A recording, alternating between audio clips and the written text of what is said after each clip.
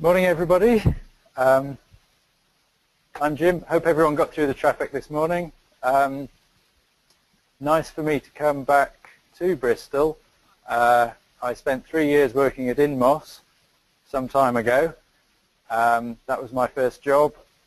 Very good introduction to the industry, and I think it was a company from which many people in the area either came from or know people who've come from. About 18 months ago, Imagination purchased MIPS Electronics in the US, very famous name in CPU. So I'll provide some description of what's been going on with MIPS, which has been a big change for Imagination in the CPU area.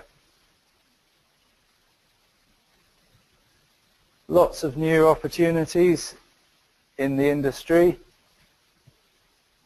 I think there are lots of new markets, wearables, wireless is everywhere.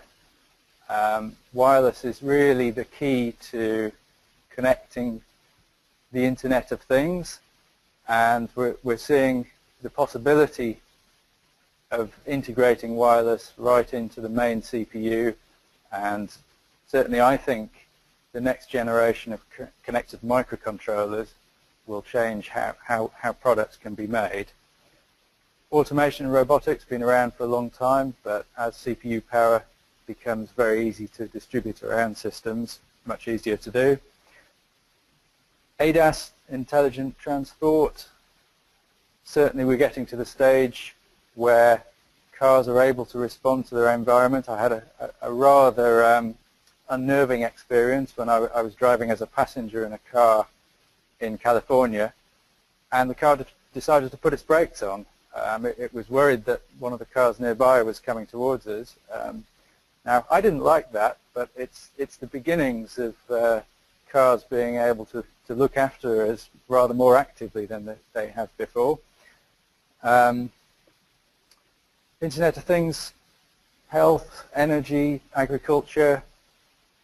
We're getting to the point where small devices will be absolutely everywhere.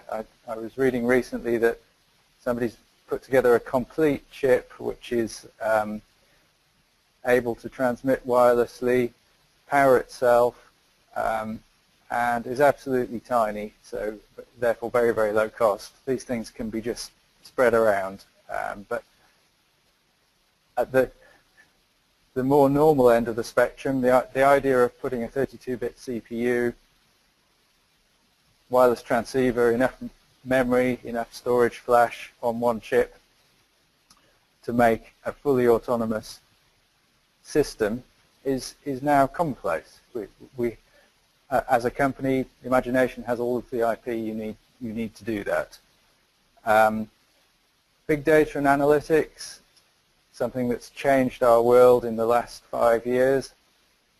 It's now relatively easy to set up a system that can do, for example, you can build a recommendation engine using open source software. That was something that was very, very difficult to do 10 years ago and very high tech. Now you can just set it up. So big changes. Most of these opportunities rely on some kind of compute power, and I think this conference is about multi-core. The reason we do multi-core is all about optimizing the system to solving various problems. So I talked about a little bit about Imagination. Our IP portfolio, I look after MIPS, so I'm biased. So bottom left-hand corner is where I spend my time. I've also dealt a lot with a company that we acquired, I think it's close to 15 years ago, N-Sigma, which was just the other side of the bridge from here in Chepstow. N-Sigma has been working on digital signal processing and initially broadcast wireless, but now two-way communication wireless, so that's Wi-Fi and the lower power standards. So N-Sigma have been working away at creating IP which can be integrated onto the main core of a chip and provide wireless connectivity. And that's not easy to do. It's taken a lot of time. We also have recently acquired an RF company so that we have the essential analog bits to connect into Insigma. And so given that, we have all the pieces to make a connected chip. PowerVR, very big name in the industry. Imagination has been working away at 3D for 20 plus years. I certainly remember the first time we were demonstrating it on a pile of FPGAs. Didn't look that exciting, but it's grown from that into the largest shipping graphics core in the industry. Most of us have mobile phones, a large number of which will have a PowerVR core in, powering the graphics. So we've had a lot of success there over the years. PowerVR has also been working hard on video. We have encoders and decoders. Again, interesting to look in the context of this conference. Why do you split out things like video into separate cores? Why do you go multi-core to do video? I'll come back to that. And lastly, amongst IMG's portfolio, we have a few more things in this, but FlowCloud is our connected cloud service that chips like this can talk to. So we try and provide end-to-end solutions, and Imagination as a company, and something I've been involved a lot with, has a consumer products brand called Pure, and it's been very interesting to work at the IP level, but with end products in sight and the people building them in the same building and complaining to you if it doesn't work, because you really get a good insight of what it takes to put the end product together, even when you're working on your IP. So why multi-core? I thought I'd just sit and write down some of the obvious things, which I'm sure everybody here knows, but I think it's interesting to stand back and say, well, what are the basics? The number of transistors in a chip far exceeds the number that we can use to increase single-thread performance on a CPU. That statement became true a long time ago. The struggle to increase megahertz, gigahertz has pretty much ended. That we're not seeing great increases in frequency of CPUs. We've seen great efforts to increase the parallelism, but there's only so far you can go. And the issue is that as you try and extract more parallelism from a single thread of instructions, a lot of the techniques you do to do that reduce your power efficiency. So although you may be able to build a faster single-threaded machine, you'll probably find its power efficiency has started to go down. And the reason for that is some of the techniques they're very neat. We have to guess where we think the program is going to go. We speculate. But when we make mistakes, as is inevitable, then that work has to be thrown away. And that represents power that's being consumed. You don't get it back again. So it's also the case that the workload dictates the optimum balance of compute resources. If your workload is single-threaded, then really your only choice is to build the best single-threaded machine you can and run it fast. If your workload is in fact parallel, it may be the case that you're better off having multiple separate CPUs. So you then have choices, and you see people in different industries making different choices. And there are some very extreme examples. Imagination, as I said, has been very involved in graphics.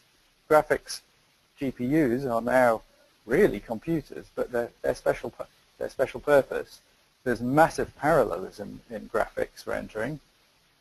So you can build machines which get huge speed-ups because of that parallelism. They're not ideal for all algorithms, and the sorts of algorithms that have lots of communication between the separate parallel elements don't accelerate well. But That's not a problem for graphics. So the reason you see people doing that is they get a huge benefit over a general purpose machine, and they see the speed up.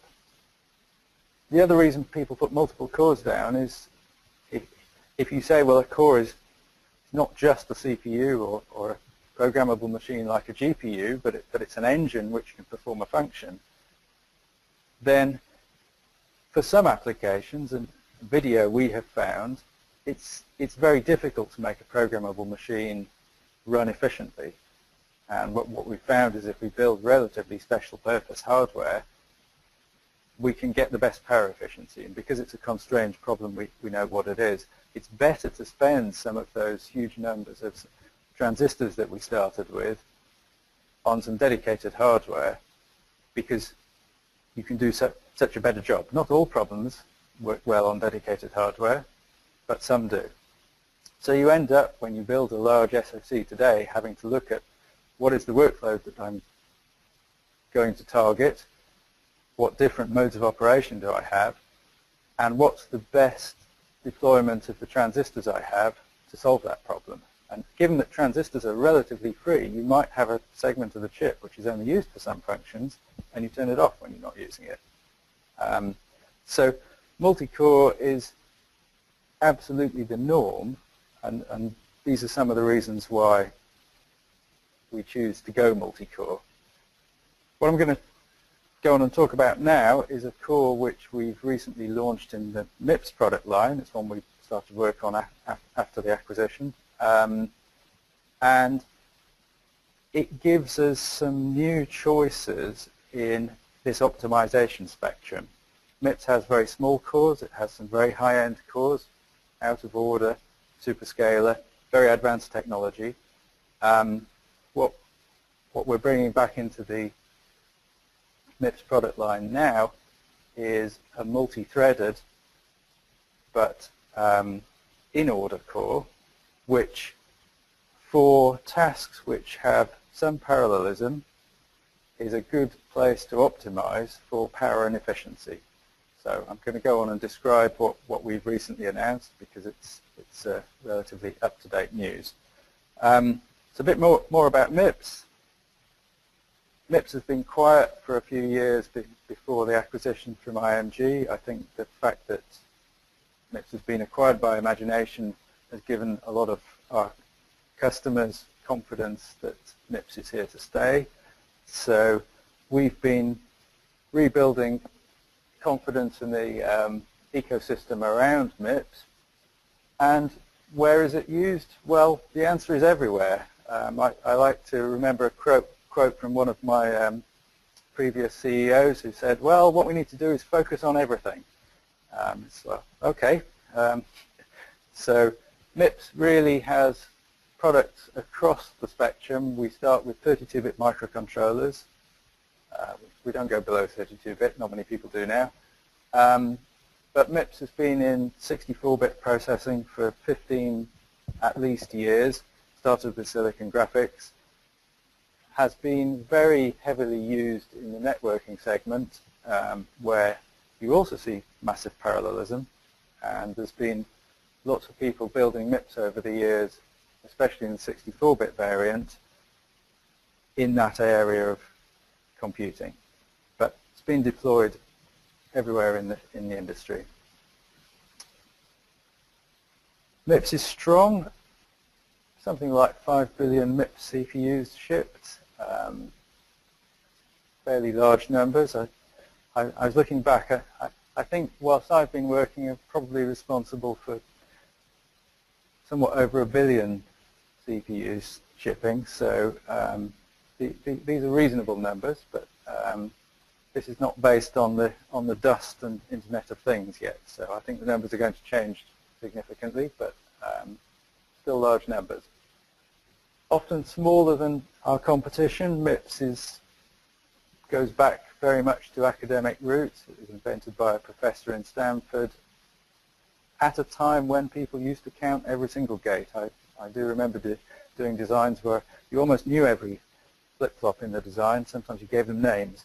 And so MIPS's root is is essentially in saying what's the minimum I can do to build a CPU. For example, traditionally MIPS CPUs service page faults in software.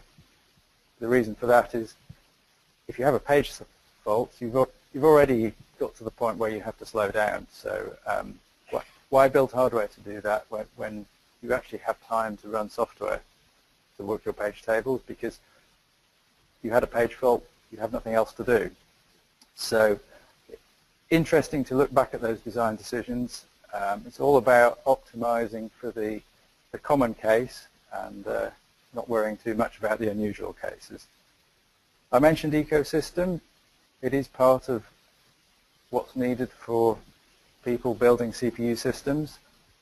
I think what I've observed coming to MIPS relatively late is, in fact, there's huge ecosystem for MIPS. It's been around for, as I say, 20 plus years. There's a lot out there, and what we're doing is gathering it together. And more recently, a lot of interest in 64-bit IP. Certainly my mobile phone company has really increased interest in 64-bit computing in the mobile area. MIPS has been shipping in volume for a long time. Our compilers for 64-bit have been out for a long time. Operating systems have been running on our cores, so all very mature. Now, though, I've been involved in the acquisition of MIPS for close on 2 years. We started really taking it seriously about this time 2 years ago. What we've been doing is building up the roadmap of MIPS. So on the left we have what we started with: proactive, interactive, microactive. Those are the three main product lines. In the middle we have a very high-end superscalar core, which we've been developing, doing new releases of. That's just gone out. That's with customers now.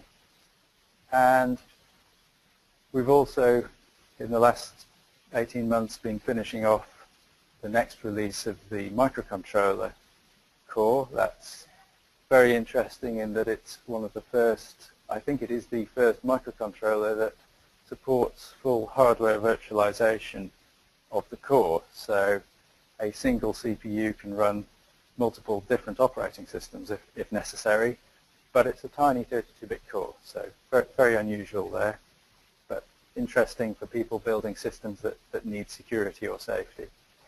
But the news we've just released is a core called i6400. I'm told by a marketing department the 64 is purely coincidental.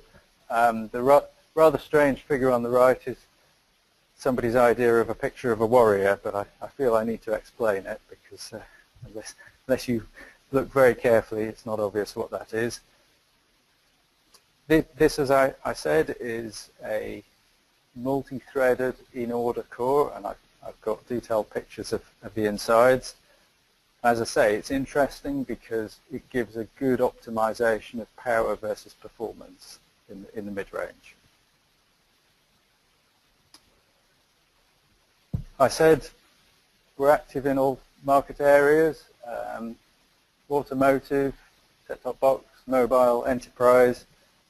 I'm sure there are other categories, but we think this core is applicable to, in fact, all of these areas, and we have customers interested in its use in all of these.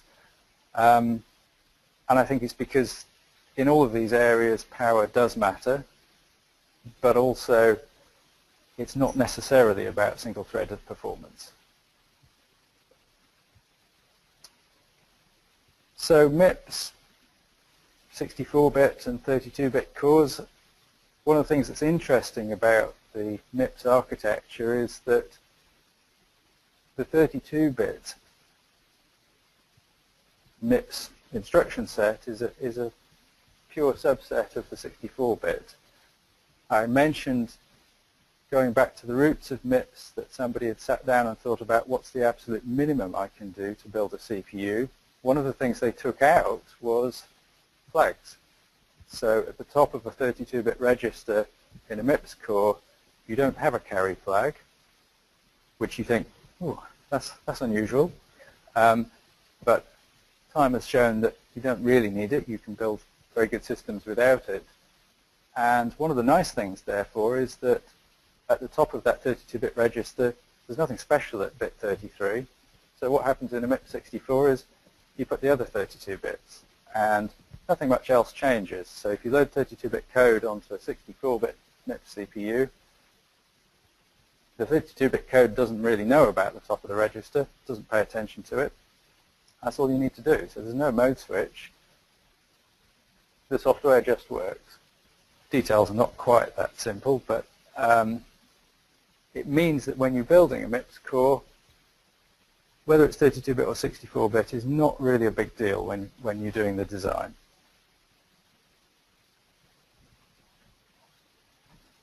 In the last 18 months, we have, though, been doing a slight spring clean on the MIPS architecture. As I said, it's 20 years old. Things have moved on slightly. But given that it's based on efficiency, not much we've wanted to change. We've added a few instructions really around the new software technologies that have really taken off in the last 10, 15 years. Just-in-time compilers, virtual machines, position-independent code. So there are a few tweaks we've made, but it's very, very small. I think there are a few things also, heresy here, that we've taken out of the MIPS architecture. Certainly back when I was designing CPUs, there's lots of talk about branch delay slots, but that's one of the things we're starting to take out. The reason being, when you're building an out-of-order processor, it's totally meaningless to think about branch delay slots. So you really want an instruction set which is independent from the architecture or the microarchitecture of the implementation.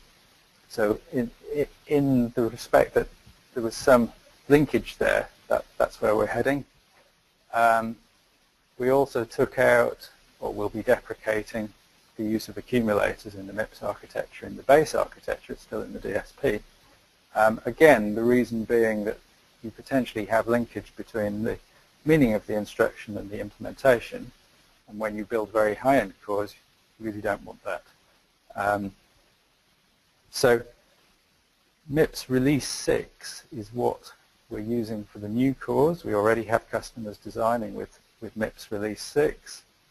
And by and large, people have sat down and said, oh yes, those are the things that weren't quite right about the MIPS architecture. So some very small changes.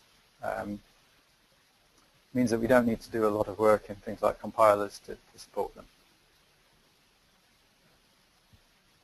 Multi-threading, something quite dear to my heart. I think the first CPU I tried designing was in fact multi-threaded. I don't know why I gave myself such a hard time. I thought it would be something a bit different. Why do you do it?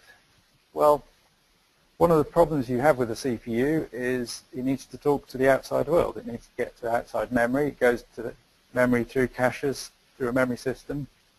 Maybe that memory system is DRAM. It's going to get page breaks.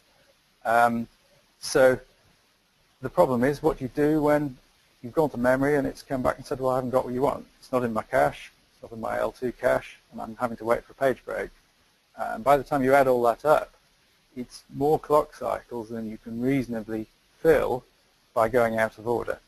So multi-threading is really saying, well, if I had something else to do, and it's not correlated, which another thread isn't, which means it's not reading from the same memory, then I could just get on and do that. So the hardware can switch over.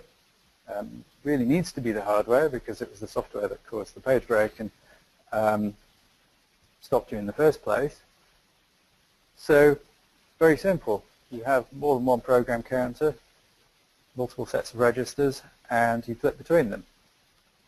What we're doing on this core is it's a two-pipe core, it's a two-way superscalar core. So we have some choices. We can either pick a couple of instructions from one instruction stream, if that instruction stream is going well, or we can mix and match instructions from different instruction streams. So we have lots of choices. It makes the design quite difficult, but it does mean we can get optimal usage of the CPU resources, and really then keep the machine busy all the time. It also means that you can get good aggregate performance without having to do really wild things like speculate deeply and then have to rewind and throw work away. What else are we doing on this core? Well, it has full hardware virtualization. We have, I think, support for 15 guests.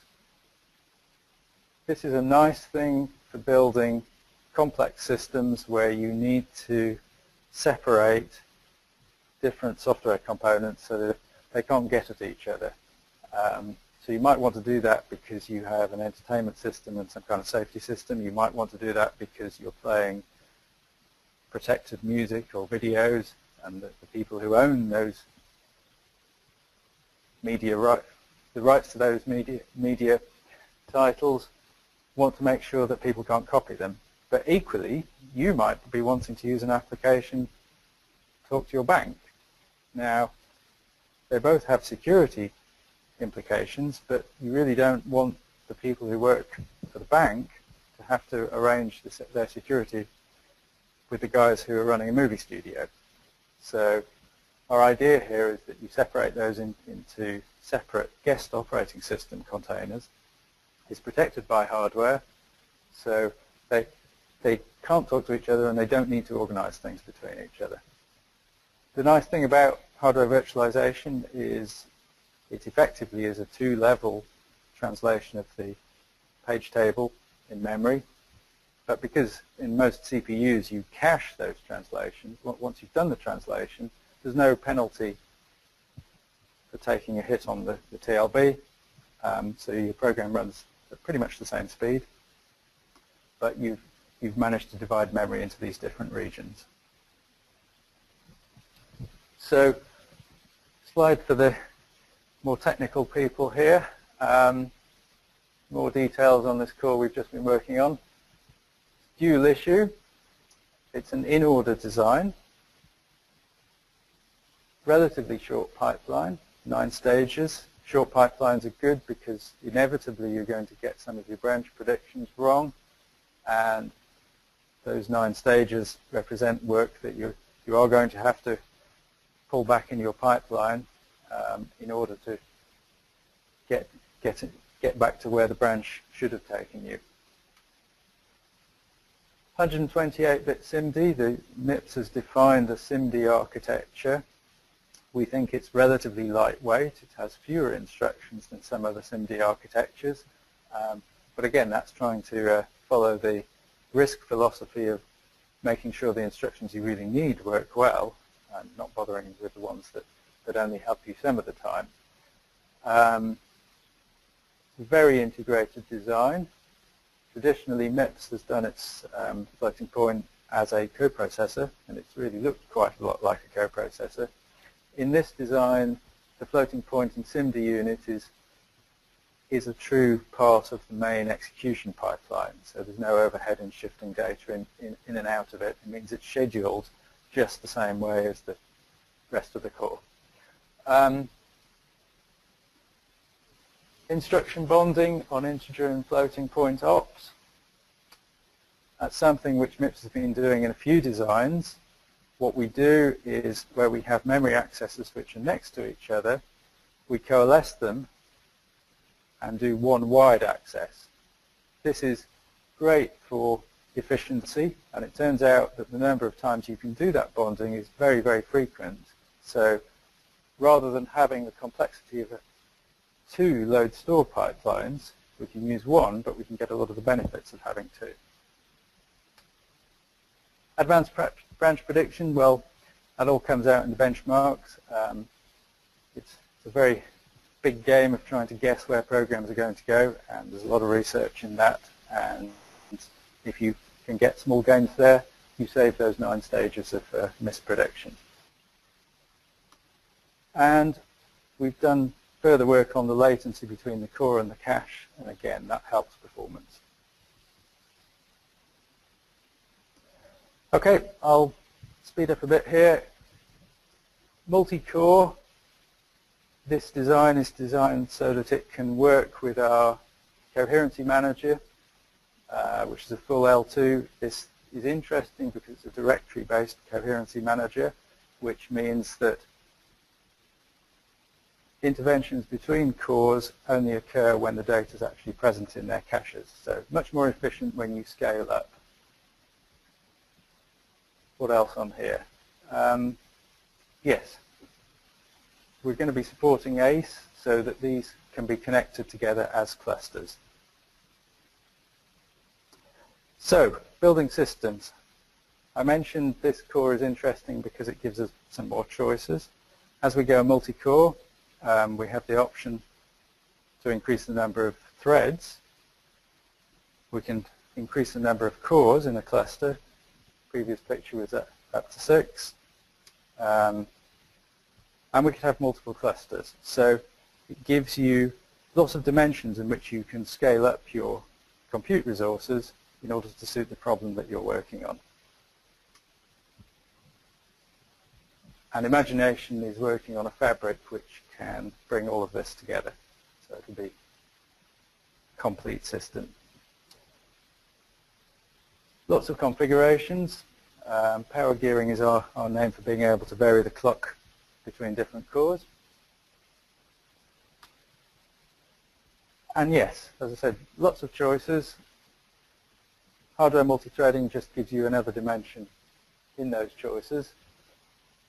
But I think the interesting thing as you connect together these compute resources, certainly interesting to us, is we have extremely powerful GPU clusters. So if your problem is able to split into a massively parallel, finely separated architecture, you can put GPUs in here.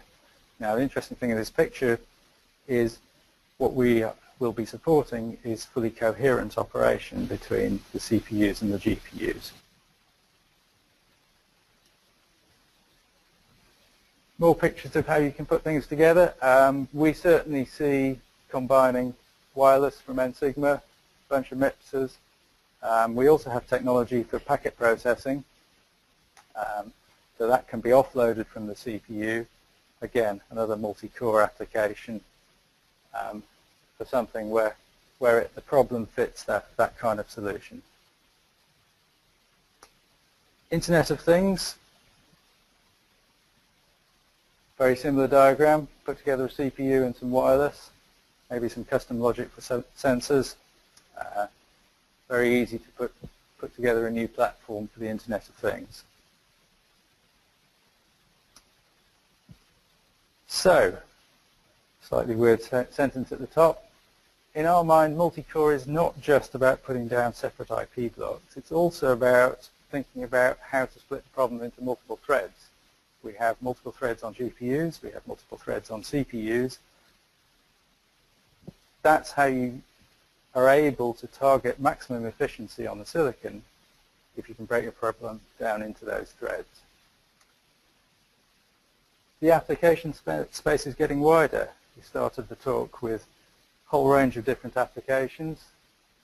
Equally, the fact is we need to try and use the same chips for multiple applications, or certainly the same IP. So flexible configuration and architectures allow us to tackle multiple problems. And our new Series 6 cores really, I think, very good addition to the landscape of what's available in licensable IP for computing to let you optimize your solution. Okay, thank you very much. Thank you.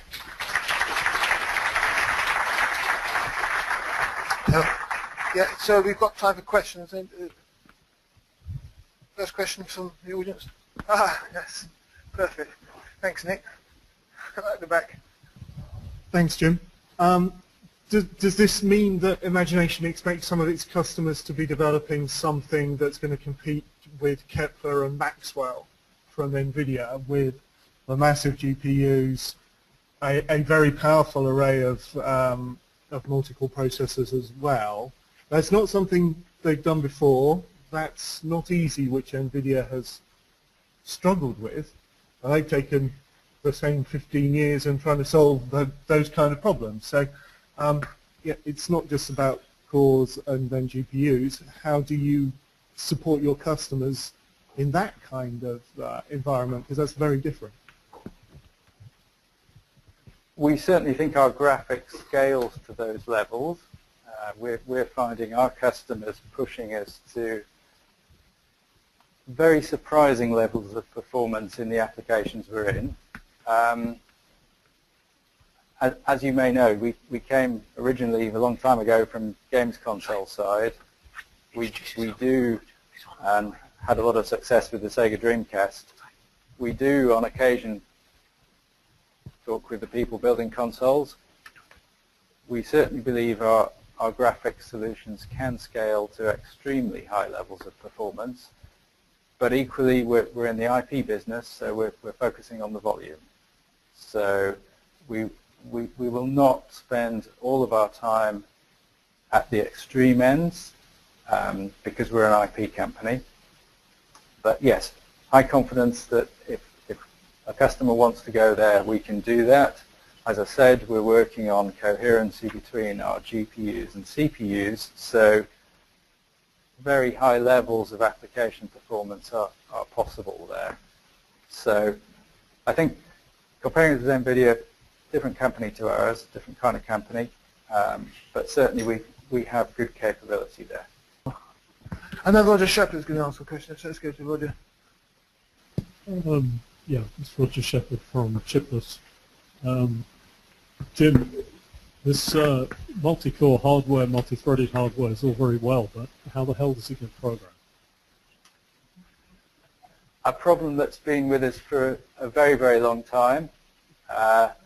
Certainly we make it easy as reasonably possible on CPUs. One of the things we've changed about the MIPS multi-threading model, I mentioned this is SMT, it's a full separate programming model for as if it's a separate CPU. So SMP Linux runs on these cores and simply presents itself as multiple cores in the same way as Intel hyperthreading. So the flippant answer is you program it just the same as any other programmable parallel machine. I do appreciate that we're providing a lot of threads here, and tools to help that are certainly valuable.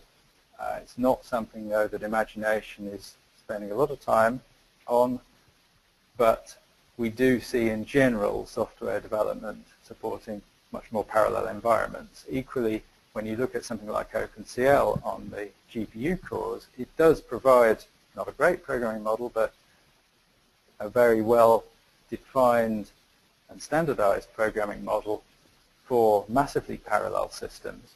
So that is unfortunately what we as software designers have to live with as a standard interface to these highly parallel machines. Okay, I think that's all the time we have for questions. So thank you very much to Jim. Thank you. Thank you.